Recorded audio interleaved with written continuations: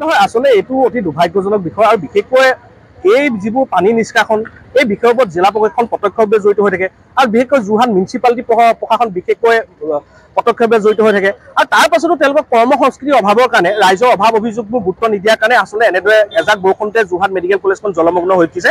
আচলতে আমি যোৰহাট জিলা প্ৰশাসনক সুধিব বিচাৰিছোঁ যে আপোনালোকে কোটি টকীয়া যে ড্ৰেইনেজ চিষ্টেমবোৰ কৰে, কোটি কোটি টকা যে আপোনালোকে আদায় দিছোঁ বুলি বিভিন্ন সময়ত ফুলজাই মাৰে, এতিয়া এই কোটি টকীয়া ড্ৰেইনেজ চিষ্টেম দি এজাক সৰু বৰষুণতে যদি বানপানী হ'বলৈ হয়, ইয়াৰ মূল কথাটো হৈছে কি?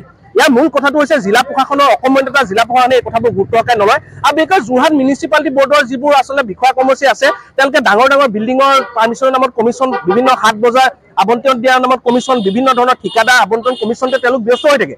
আজি যোৰহাট মিউনিচিপালিটিয়ে কয় যে এই এলেকাটো হেনো তেওঁলোকৰ মিউনিচিপালিটি এৰিয়াৰ ভিতৰত নপৰে। আমি যোৰহাট মিউনিচিপালিটিক সুধিব বিচাৰিছোঁ তেতিয়াহ'লে তৰাজানৰ টুকুলাই নৈখনটো আপোনালোকৰ মিউনিচিপালিটি এৰিয়াৰ ভিতৰত পৰে। আজি তাত যদি অবৈধ বনিয়াই যদি অবৈধভাৱে নৈখনৰ মাছ পৰ্যায়ত যদি বেদখল কৰি থয় তাহলে পানীখিনি ওলাই যাব ক'ৰ পৰা? এই পানীখিনি ব্লকেজ হোৱাৰ কাৰণে এনেকুৱা কৃত্ৰিম এজাক বৰষুণতে বানপানী হৈছে। এই ক্ষেত্ৰত আচলতে জিলা প্ৰশাসনে ব্যৱস্থা গ্ৰহণ কৰিব লাগে আৰু যোৰহাট মেডিকেল কলেজৰ বিভিন্ন সময়ত বিভিন্ন ধৰণৰ আচলতে ৰোগীয়ে অহা যোৱা কৰে বিভিন্ন অসমৰ প্ৰান্তৰ পৰা, ইয়াত আহি পেলাই যদি এজাক বৰষুণতে কৃত্ৰিম বানপানীৰ সমস্যা হ'বলগীয়া হয়। আৰু বিশেষকৈ ক'ব বিচাৰিছে যে যোৰহাট মেডিকেল কলেজৰ যিবোৰ নলা নৰ্দমা আছে তাৰ আচলতে পানীসমূহ বিভিন্ন ধৰণৰ ৰোগী ইয়াত থাকে কাৰণে আচলতে সেই পানীখিনি খোজ কাঢ়ি গ'লে বিভিন্ন ধৰণৰ বেমাৰৰ সংখ্যা থাকে। তেনে ক্ষেত্ৰত আজি এতিয়া প্ৰায় 1টা বাজি গ'ল, এতিয়ালৈকে জিলা প্ৰশাসনৰ হেনো ছুপাৰছনিক হেনো বিভিন্ন বাহন আছে, কোটি টকা দি তেওঁলোকৰ ৰাজ্যৰ কৰকেটলৰ পৰা তেওঁলোকে সেই বাহনবোৰ ক্ৰয় কৰিছিলে, কিন্তু তেওঁলোকে এতিয়ালৈকে আচলতে নিষ্কাশন কৰিবৰ কাৰণে কোনো ব্যৱস্থা গ্ৰহণ কৰে। জিলা প্ৰশাসনৰ প্ৰতিনিধি এজন উপস্থিত হোৱা নাই। ইয়াৰ মূল কথাটো যে কৰ্ম সংস্কৃতিৰ অভাৱ আৰু দ্বিতীয়তে হৈছে কমিশ্যনৰ অংকত ব্যস্ত হৈ থকাৰ কাৰণে ৰাইজৰ অভাৱ অভিযোগবোৰ তেওঁলোকে অংগুষ্ঠ প্ৰদৰ্শন কৰি আচলতে বিভিন্ন সময়ত মানসিকভাৱে হাৰাশাস্তি কৰিছে। এই ক্ষেত্ৰত জিলা প্ৰশাসন আৰু যোৰহাট মিউনিচিপালিটি বৰ্ডৰ উন্নতি আহিবৰ কাৰণে আহ্বান জনাইছোঁ আৰু যদি অনাগত সময়ত তেওঁলোকে ইয়াত ব্যৱস্থা গ্ৰহণ নকৰে, কোটি টকা আদায় দি পেলাই যদি তেওঁলোকৰ ড্ৰেইনেজ চিষ্টেমকেইটা কামেই নকৰে, অত্যাধুনিক বিজ্ঞানসন্মতভাৱে তেওঁলোকে হেনো ড্ৰেইনেজৰ ব্যৱস্থা কৰিছে, তাৰ পাছত এজাক বৰষুণতে ইয়াত বানপানী হৈছে, এই কথাবোৰ যোৰহাটবাসী ৰাইজে কেতিয়াও মানি নলয় আৰু অনাগত সময়ত যদি ইয়াত এটা সুন্দৰভাৱে প্লেনিং কৰি বিজ্ঞানসন্মতভাৱে যদি ব্যৱস্থা গ্ৰহণ নকৰে তেতিয়াহ'লে যোৰহাটবাসী ৰাইজে কিন্তু তীব্ৰ প্ৰতিবাদ কাৰ্যসূচী হাতত ল'ব। এই কথা কিন্তু স্পষ্ট, আমি এই কথা সংবাদ মাধ্যম যোগেদি অৱগত কৰিছোঁ। আমি এই বিষয়লৈ আলাপ আলোচনা কৰিছিলোঁ কিন্তু সুফল নাপালোঁ। যিহেতু আমি প্ৰত্যেকবাৰ জনাই আহিছিলোঁ যে আপোনালোকে ড্ৰেইনবোৰ সুকলম কৰি দিয়ক।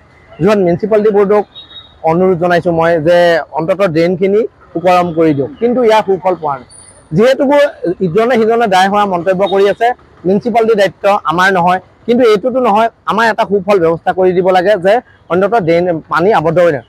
এজাক নিম্নমান বৰষুণে গোটেই জলমগ্ন কৰি দিয়ে যোৰহাট মেডিকেল। আপোনালোকে কেমেৰাই দেখা পাব যোৰহাটৰ যোনটো মেইন দুৱাৰ আছে, ইয়াৰ OPD, ইমাৰ্জেঞ্চি, গাইনী ৱাৰ্ডলৈ এইটো প্ৰৱেশ দুৱাৰ, প্ৰথম প্ৰৱেশ দুৱাৰ, এই প্ৰৱেশ দ্বাৰেৰে এণ্ট্ৰি হয়।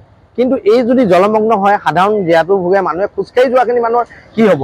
আপোনালোকে কেমেৰা দেখিছে 108খন কেনেকৈ লাহে লাহে চলাবলৈ, যিহেতু স্পীড গ'লে আনজনৰ গালৈ পানী ছিটিকাৰ সম্ভাৱনা থাকিব পাৰে। যিহেতু সকলো মানুহ এইটো ৰাস্তাইদি আহে, কিন্তু এটাই মোৰ অনুৰোধ, বীৰ লাচিত আমাৰ দাবী অত্যন্ত স্পষ্টকাতৰ যে অধ্যক্ষজনকো আমি বাৰ্তালাপ কৰিছিলোঁ যে ইয়াৰ ব্যৱস্থা এটা কৰি দিয়ক, কিন্তু কোনো দায় হোৱা মন্তব্য আমি কৰি আছোঁ নাই কৰা। এতিয়া প্ৰায় টাইম হ'ল 1টামান বজাত, কিন্তু এতিয়ালৈকে কোনো কৰ্তৃপক্ষ মিউনিচিপালিটি বৰ্ডে হওক, যোৰহাট মেডিকেলৰ কৰ্তৃপক্ষ হওক এই পৰ্যন্ত অহা নাই। কিন্তু এয়া আমি অতি দাবী জনাইছোঁ, অতি সোনকালে ইয়াৰ ব্যৱস্থা কৰক, নহ'লে প্ৰতিবাদী কণ্ঠ হ'বলৈ সাজু থাকক আপোনালোক।